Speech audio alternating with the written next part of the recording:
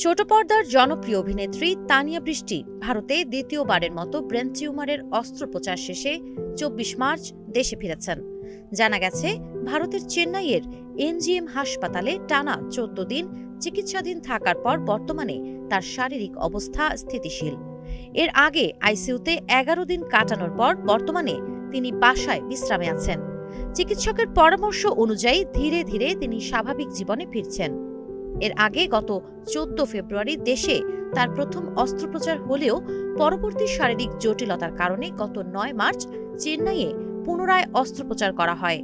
বর্তমানে এই অভিনেত্রীর অবস্থা উন্নতির দিকে থাকলেও চিকিৎসকদের পরামর্শ অনুযায়ী তাকে আরও কিছুদিন বিশেষ সতর্কতার মধ্যে থাকতে হবে। অভিনেত্রীর ঘনিষ্ঠরা জানিয়েছেন, তিনি ধীরে ধীরে শারীরিক ও মানসিকভাবে সুস্থ হয়ে উঠছেন। চিকিৎসক ক্লিয়ারেন্স দেওয়ার পর হয়তো অভিনয়ে ফিরবেন তিনি। সাবা খান, নাগরিক প্রতিদিন।